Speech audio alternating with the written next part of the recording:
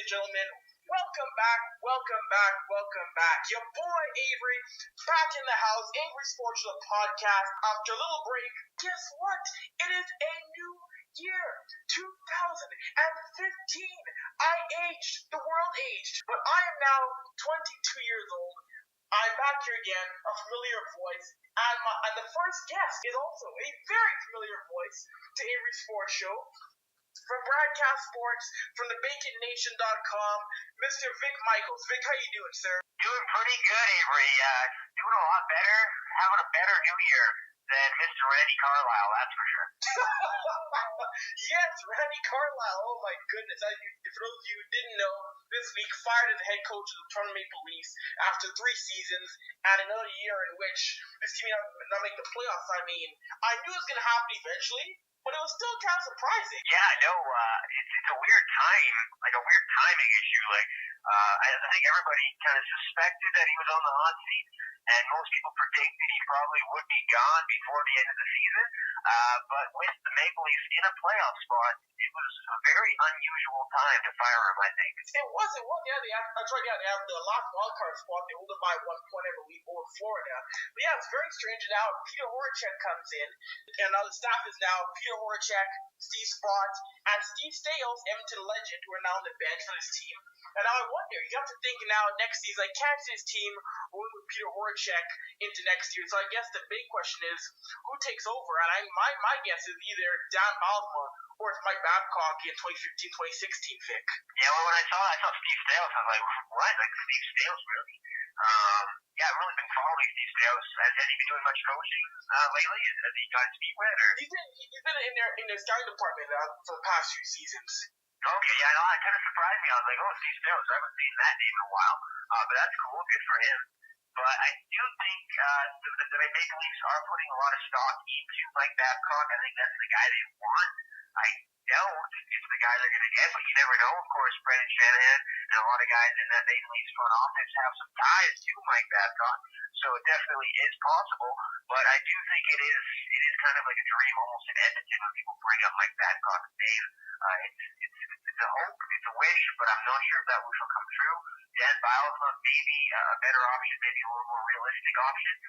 But either way, Toronto, it is a hot market, it is a hot spot, and a lot of people will be fighting to get that job, that's for sure. Oh, it's a very hot market, very hot. You mentioned Mike Babcock. I cannot see him going to Edmonton because Mike Babcock, his entire career, he's been a winner. He's coached in the CIS and he won. He coached in the WHL and he's been a winner. He coached in Anaheim and he went to the Cup Finals. Detroit, Stanley Cups. Going to Edmonton, I don't see it happening because he won't win immediately here. Toronto, he may not win a cup with Toronto, but I could see him bring this team back to the postseason once more. Yeah, I know Mike Babcock has proven he's one of the best coaches in the game today, and it can be argued it's not all time. There's also rumored lately that the Flyers could be a possibility for Mr. Mike Babcock as well. Very interesting rumor, and that would be kind of cool to see him in Philly. But he's the guy right now. He's the guy that everybody wants, and basically the only person who will decide where Mike Babcock goes is Mike Babcock. And honestly, I think the most realistic option is staying in Detroit. I know a lot of people say that maybe his time is up.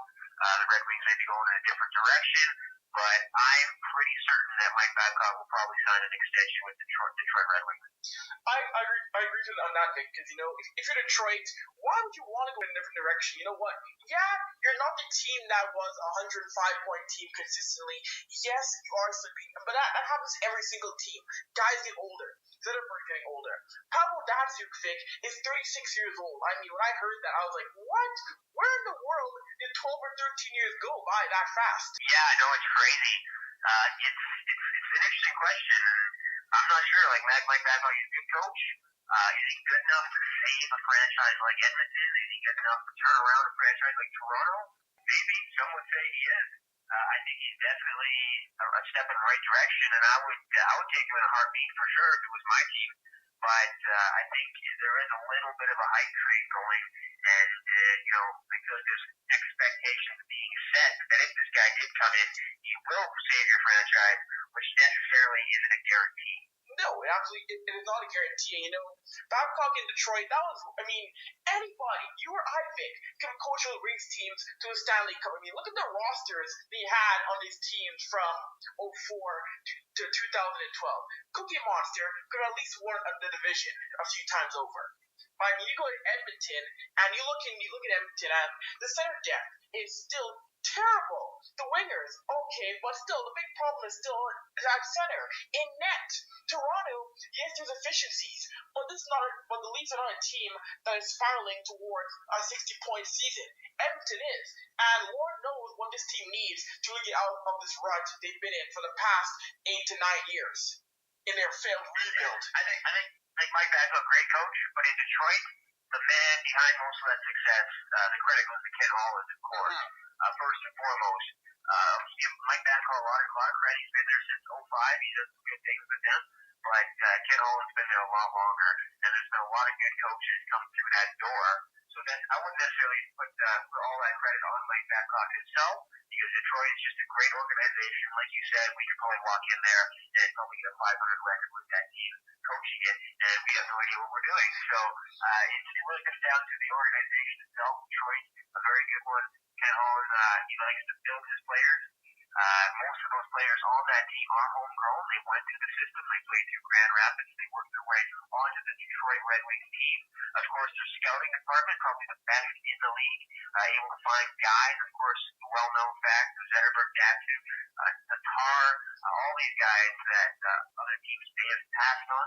Detroit scouting staff saw something in these players, and they were able to develop these players. And that's the key. That's the thing that a team like Edmonton hasn't been able to do, develop players. We saw it this year by putting Leon Draisaitl right into the NHL in his rookie season. Looking back, probably not the best move. Of course, he's going down to junior now to play back in the WHL.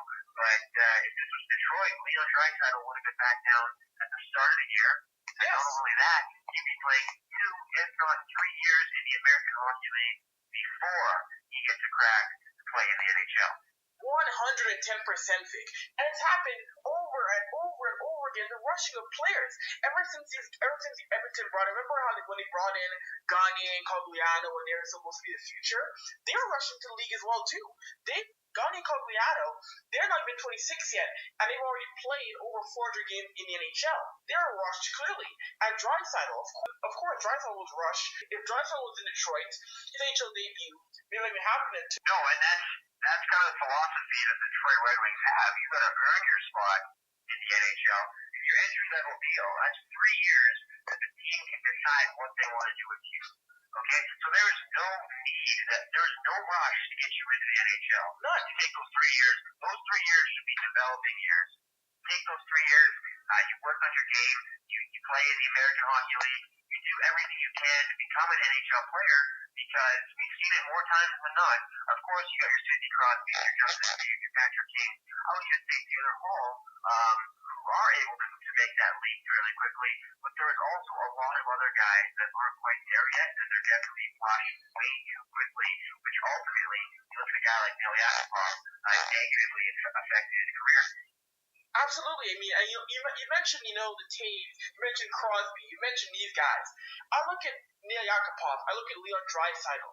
Yes, you have Andrew Ference. Yes, you had David Perron, who's now in Pittsburgh. But how many veterans beyond Ference are there in Edmonton? Not many. I look at Detroit with Pavel Datsyuk.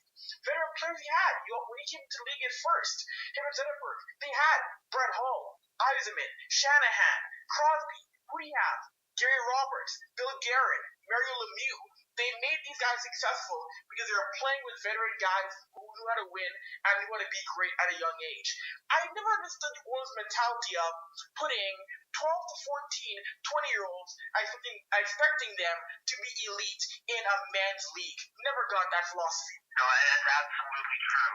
The players that were already on these teams when these guys came in, like you mentioned, a Pittsburgh team, even Chicago, they had some good guys come up when Jason Kane came in. Of course. And that's the key thing is they have somebody to learn from. They have somebody to talk to guide them, to show them, look, been there. You can go way back, even in the Oilers when they won their last cup. They had guys that were there before and were able to teach these younger guys. And that's the unfortunate thing for Edmonton is there really was nobody there when these guys came in. Of course, you had like a Sean Horcock, Ethan Morrow was there for a bit. They brought guys like Sheldon Surrey, but even that, it didn't work out. And even with a guy like Ethan Moore or Sean Horcock, good players, yeah, they've done some things in the NHL, but I wouldn't say they're the greatest mentors, you know?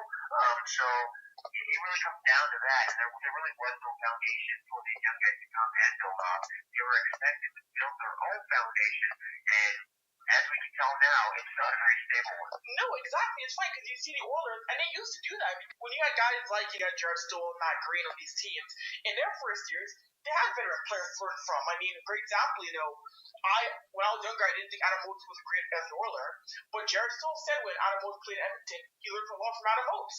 And now, you don't see it beyond Ferentz, and even Ferentz getting frustrated. Andrew Ferentz, you see him in interviews, in a disguised way to the media.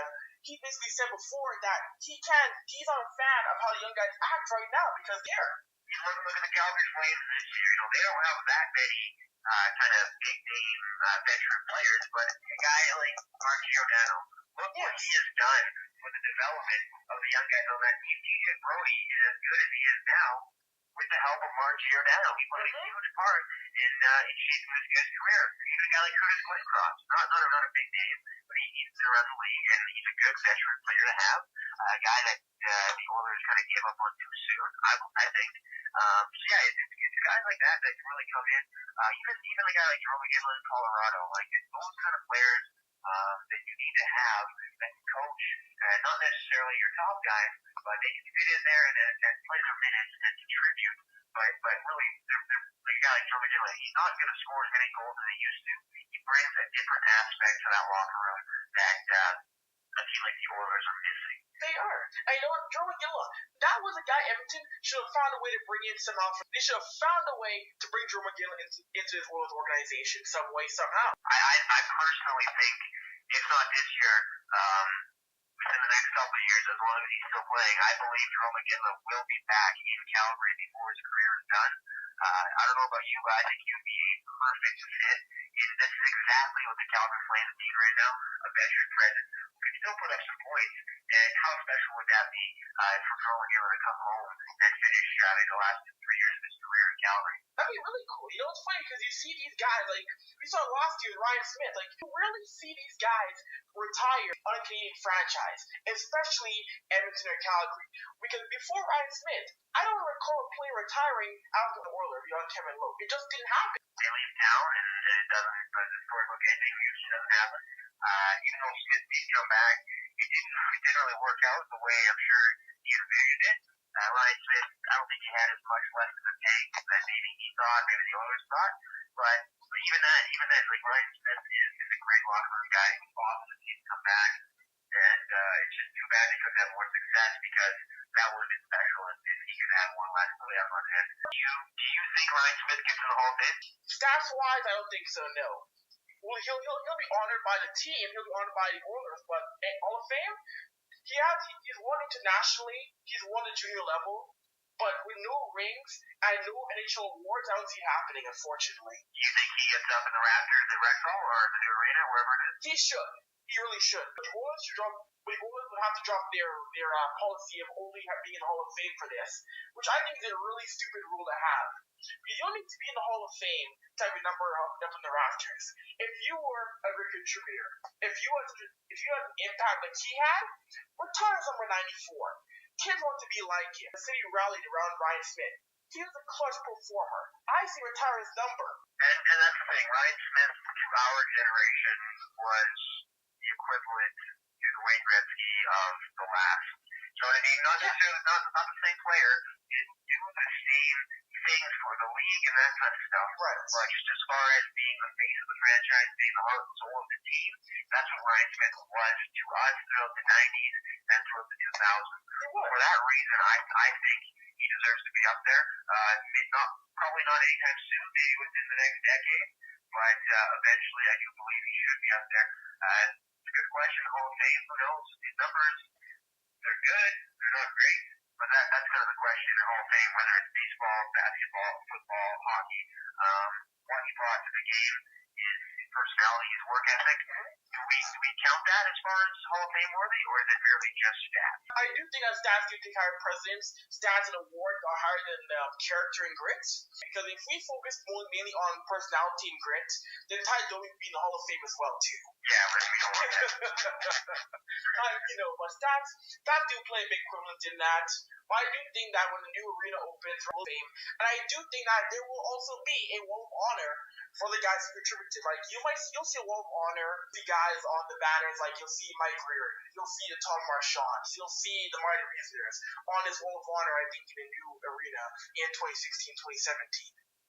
Do we see Chris Pronger on that wall? I think you kind of have to, because he single-handedly brought this team back to the Cup Finals. He's the first defenseman to score a penalty shot in the Cup Finals in league history. What he did in 05-06, you can't ignore Chris Pronger for what he did that year. No, that's true. It's the unfortunate exit that he had that we all kind of remember. But yeah, like you said, without Chris Pronger, that team would not have gotten as far. No, and I recall, I remember that 05-06 season, just to show how tight that year was, they were a 95-point team. That was the most points they had in 15 years, and they were still the number 8 seed in the West. Yeah, and the minutes that guy played, the intensity that he brought, that's exactly what every team looks for in a number one defenseman. And he single-handedly revolutionized this team. Yeah. So obviously, like Chris Pronger, he's not going to go up to the Raptors or anything, but what he did for the city in that one season, I would put him on a Wall of Fame or some kind of thing. But that's remains to be seen, I guess. You got to put Wayne Olsen on that wall. Yes, I think so. And would you put Sean Horcoff up there? I would, yeah. I would put Horcoff. I put Pizzani up. Yeah, and a guy like Jake Smith, maybe Mike Greer, Doug Wade for sure. Oh, absolutely, yes. But from those 90s teams, Avery, what player, other than Ryan Smith, let's say, what would be your next pick as far as an Oilers player that would go up in the Raptors or Rexall? Would be your second pick? I would say that would have to be Doug Wade. It's got to be Doug Wade for that. The last guy to get on. The Oilers have not had a 100-point player since Doug Wade. That's true, yeah, Doug Wade. I think a lot of people forget about Doug Wade, to be honest. People forget about his impact with Edmonton because he was one of the last superstars to play for Edmonton. His two-way play, his scoring ability, and people forget he was a batting ram. I don't know what went on for, but he would just go around people. He would go through people to the net every time he rushed the puck. It's really a shame that Doug Wade couldn't spend more time in Edmonton because they could have had a really good team. They had good young guys. Jason Arnott was there. Yep.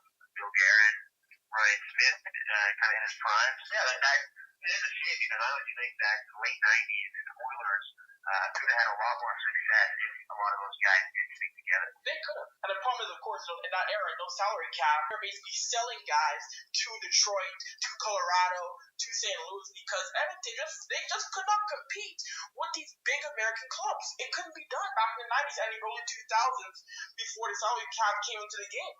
Yeah, and you look at some of the contracts, the New York Rangers, giving guys like Jaromir Jagr, who was what's his face that had that giant contract and it was a huge cost. Who was in the Rangers? But they paid him a crap ton of money. I believe he was a Russian guy. I'll look it up. Pavel Bure. Pavel Bure is one of them. There was another one too. I don't think it wasn't McGillney. I don't think. I'm not sure. But yeah, like that kind of era, the Oilers really didn't have a chance. Unfortunately, because like all the Toronto Raptors at the same time period, yes, they could have kept guys like Tracy McGrady, Vince Carter. What could have been, right? But what could have been, like McGrady said before, if they stayed together in Toronto, they probably would have won a title. I don't doubt that for a second. Yeah, and it's a shame insane, but I guess that's just the way professional sports are. No, exactly. So if the salary cap was in the NHL 15 years ago, who knows? Maybe Edmonton does get it back to come finals in, say, 2000, 2001, if they're able to keep that core, because those early teams, they didn't have the most talent, but boy almighty, they were going to outwork you from the opening face-off to the final buzzer every single shift. And that's the main reason they made it to the Stanley Cup final, was that it wasn't the most talented team. That's for damn sure. But they had guys who went out and worked hard, and, guys like Battaglia worked on, they stepped up. And with a guy like Chris Pronger on the back end, a lot of good veteran pieces brought in at the deadline, solid goaltender, and a team that just outworked the other teams, and that's how they made it to the Stanley Cup final. And it's a complete drastic difference from the team that's on the ice now. A team on the ice now needs to go back and look at the 06 team and start to play a lot more like that. I look at the shot blocking. I look at everybody sacrificing their bodies.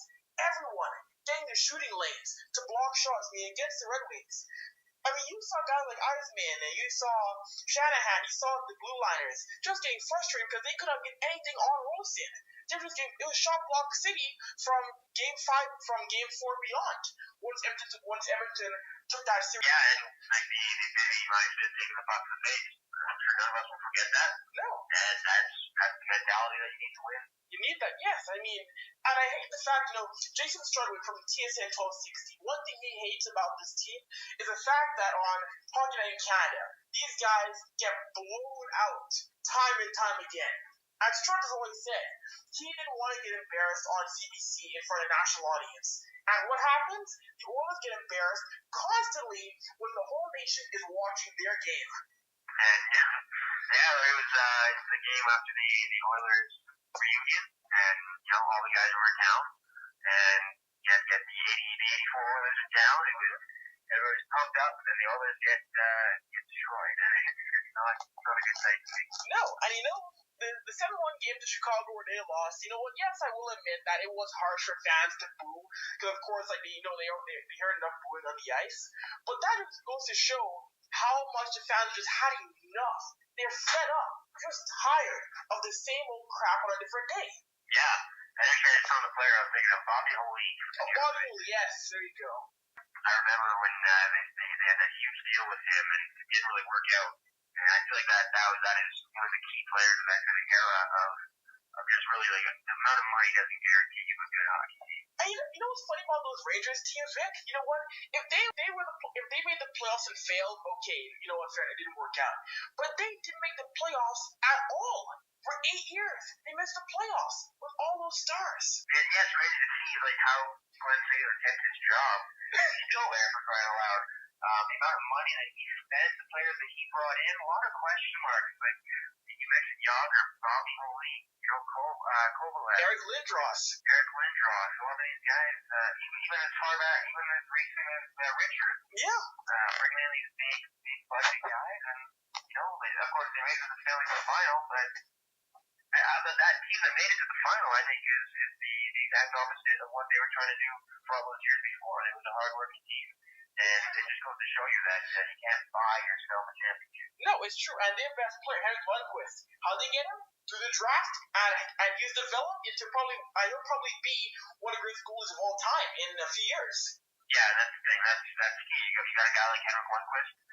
There's the basis of your team, and it goes to show you how big of a difference a good goaltender can make in the NHL. Just look at, of course, Calgary. They're kind of stuttering a little bit lately, but a guy like Yoder has come in and done wonders for that team. No, he has, most definitely has. I mean, it's so tough seeing all these teams improve and get better, and Edmonton find a way to somehow regress. Like, even small improvement. Even if this team was, say, 2 games under 500, people would say, okay, they're getting better. But they're not. They're over 20 points out of the last wildcard spot. And people are like, how are they keep getting worse? Yeah, it looks like they're approaching a rebuild within a rebuild at this point. They're going backwards, they're regressing, and it's not good. They're worse than what they were when they started this. So it's true. I think it's safe to say that this is a failed rebuild, because 5 years ago they said, 5 years from now, we're going to be contending for a Stanley Cup. And It's still in the lottery. Yeah, so who knows? Like, they're so far from, being a contender, it's not even funny. Like, McDavid, you bring him in, what does that do for this team? Or is he an 18-year-old kid in? A lot of people have him, he's a generational player, he's the next Crosby.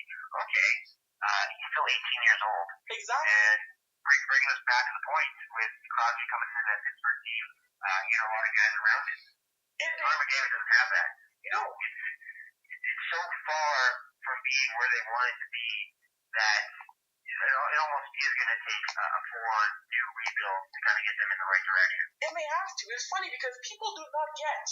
Yes, you mentioned Connor McDavid, 18. How is it 8? People forget that being 18 years old, you're not ready to be that big of a leader.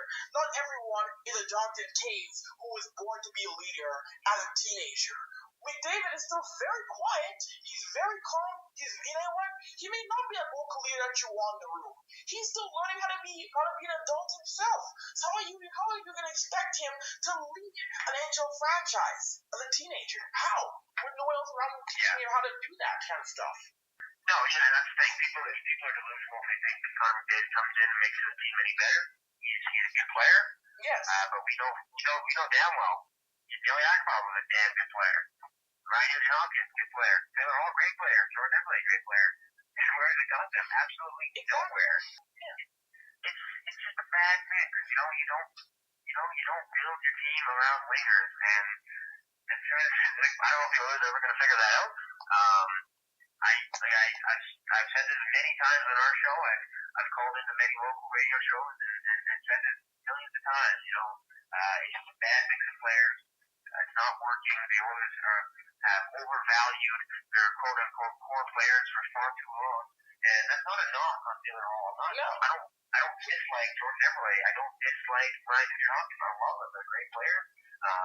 They're good guys, but it's just at the end of the day, they're just not a good mix together. And like, how long is it going to take the Oilers organization to realize that?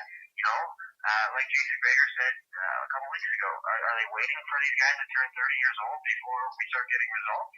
Because at this rate, it doesn't matter who you surround them with, it's not going to work. No, exactly. You know what? How do we know this offseason, Vic, Taylor Hall doesn't say trade me? Then what? I'm surprised he hasn't by yet, because that's the rumor is that's what David Perron said. He wanted out, and the guy's been here a year. Taylor Hall's been here for what, 5-6 years? So yes.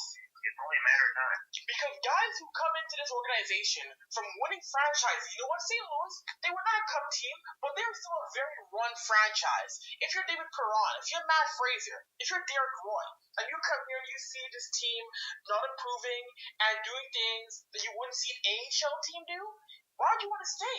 Yeah, and that's where they're getting at. You just look at Aaron when he does his post-game interviews.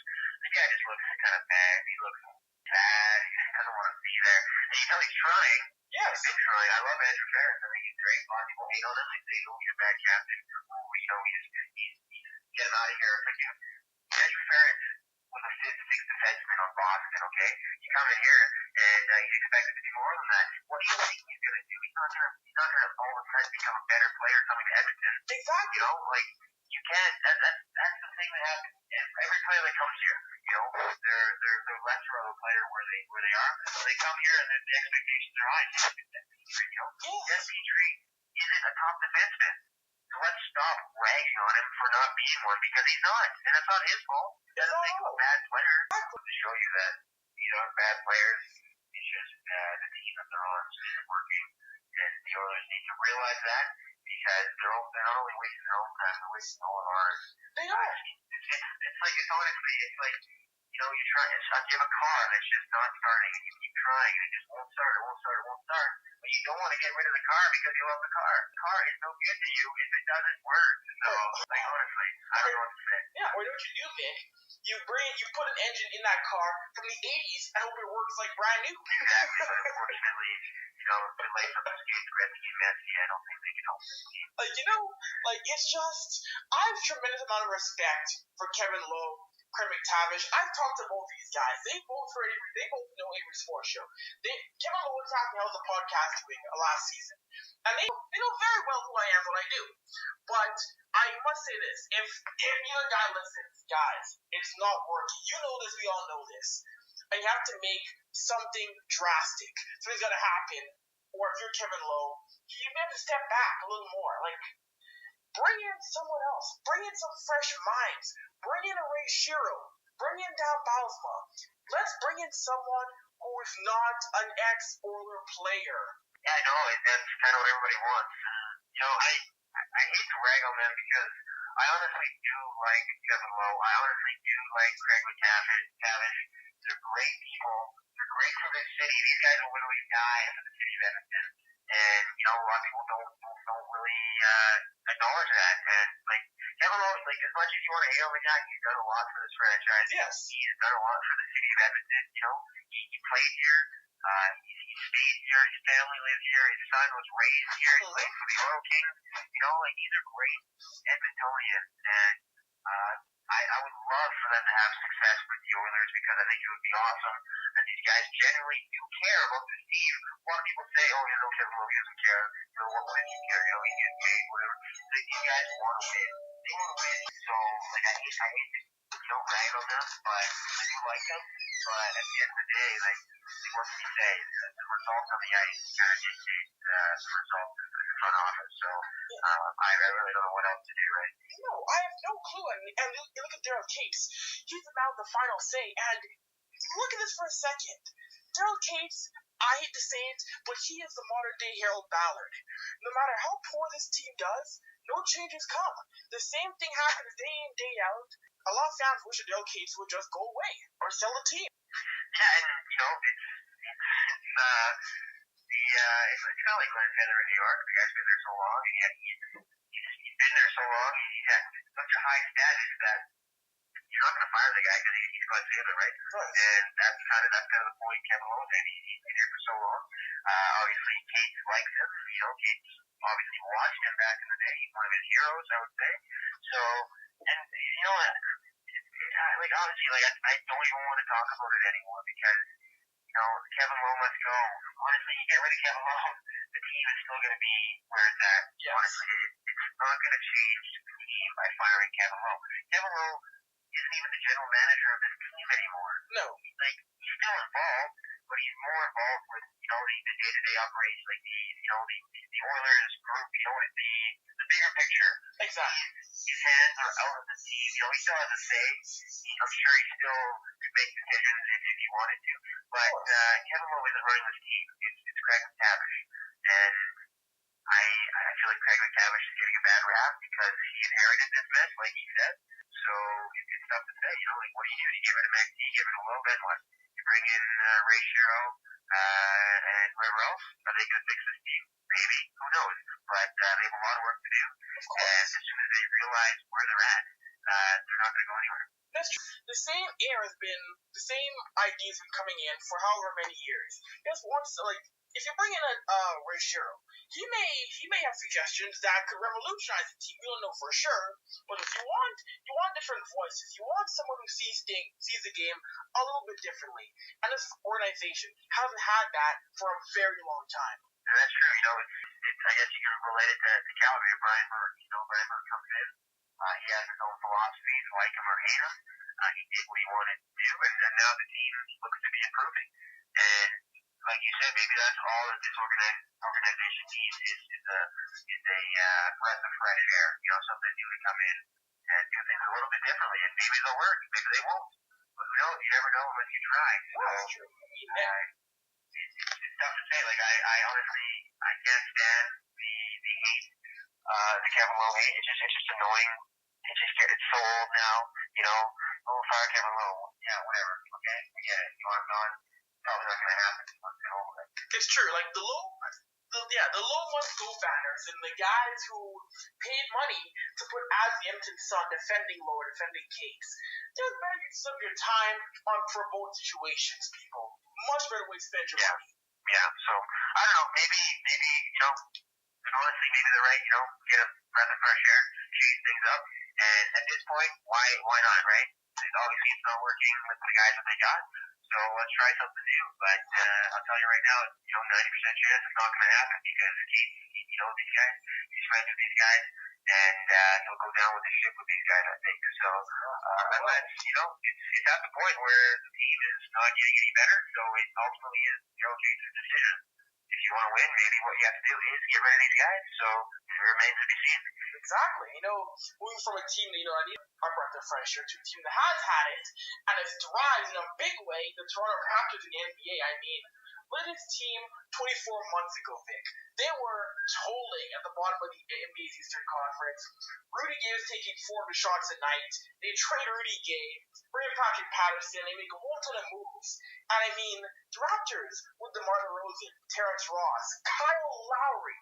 No one thought this Raptors team would be an elite franchise in all NBA in 2015. I don't think a lot of people expected that, especially Raptors. They never get any credit. They never get no recognition in the States. Obviously, the TV deals, they don't cover the Raptors as much as we would like, but there's obvious reasons for that. But it's awesome to see the Toronto Raptors finally get the credit that they deserve, and when they're playing like they are, they honestly do deserve it. And a guy like we can talk about this all show is work ethic and working hard, and that's exactly what this team is. Kyle Lowry is a workhorse. This guy, how can you not cheer for this guy? Obviously, he got a big payday, but that hasn't changed. I mean, he's still playing just as hard as he was last year, and now he's making twice as much money. The guy's still going out, and he's laying his heart on the court. The guy bleeds for this team. He bleeds red and black. And, guys like Amir Johnson, Patrick Patterson, these guys are workhorses. Yes. And they're getting the results that they deserve. They are. And you know what? Even though they've lost 4 games in a row, there's a team that will find a way to battle back and get back up into the top seed of the Eastern Conference. Of course, I do think they'll have challenges late in the year. They'll be in a battle in the East with Chicago and with Atlanta. But I do think if this team goes into the playoffs and plays the Cavaliers, they can beat the Cavs in a 7-game series in my mind. Yeah, the Cavaliers are really showing us this year that they're not as good as a lot of people thought they would be. Maybe there's a lot of new faces. It'll take time, obviously, for them to kind of mesh. But it just goes to show you bring LeBron James, it doesn't guarantee success. No. Whereas the Raptors, they're working on all fronts. The bench, Lou Williams, this team is built from top to bottom. Awesome, Masai Ujiri has come in, and he's put together a good team all around. We don't have the big names. DeMar DeRozan, he's starting to establish himself as an all-star in his league. Sure. But we don't have the LeBron, we don't have the Kobe, we don't have the Derrick Rose. What we do have is a team of guys who are willing to put it all on the court because they honestly want to win. It's not about the money. It's not about anything. These guys honestly want to win. They want to be in Toronto, and they want the Raptors to show the world that they are for real. Exactly. And with Toronto, there's so many teams in the NBA, you can tell they try every single night. You can tell they put 60 or 70% into a ball game. I've never seen this Raptors team. You know what? They may lose a ball game by 15 or 20 points, would happen against teams like Golden State. But they didn't give up. They didn't quit. Yes, they lost, but they're battling for all 48 minutes. And it comes straight from the top. Maybe the top of the others, this is exactly what the others do. They need a guy beside a jury and Dwayne Casey. These guys do not mess around. Dwayne Casey is an amazing coach. He's a likable guy. I'm sure he'll go out for a beer with one of his players, but at the same time, he'll kick you in the ass to get you going. And it starts from the top and it works its way down. The organization wants to win. They're devoted to winning, and the players do as well. I'll never forget, obviously, the infamous Brooklyn debate. But to be honest, it was amazing. It was awesome to see the GM of the team come out and say that. Who else would have the balls to do that? Nobody. No. He did that. He showed the fans, he showed his players that, Toronto is the real deal. And if you guys want to win, I got your back. And I'm invested into this as much as you guys are. Before I let you go, what's on top for Bradcast Sports? Bradcast Sports took I think we had 2 weeks off, I think, for kind of after holiday, hangover type deal. I know Marco's getting kind of all over the place, so I think this week we got a show coming up. Not sure who we got on. It's been so I can't remember. We had Rob Brown on not too long ago, former Pittsburgh Penguin. NHL standout Penguin. Yeah, he was awesome. Of course, Chief Prince is always on the show. Yeah, lots of cool stuff happening. So yeah, stay tuned for Bradcast Sports because only bigger things are going to happen. And also, I guess let people know, me and Mr. Barco are lucky enough we're going to be heading to New York City in a couple months to see the Toronto Blue Jays play the New York Yankees at Yankee Stadium. So that will be special, and I can't wait for that. That'll be a blast. Like, I'm jealous, man. Hopefully you boys have a good time down in NYC. For sure, definitely. We'll spread the word, and I'm sure we'll run into at least one person who knows of Avry Lewis-McDougall. Probably Derek Jeter. Yeah. Hey, Derek, how's it going? Hey, you know Avry? Yeah. You never know. Vic, it's always been a blast. Of course, you're welcome to the show anytime, sir. All right, man. Let me know when you need me, and I will be back.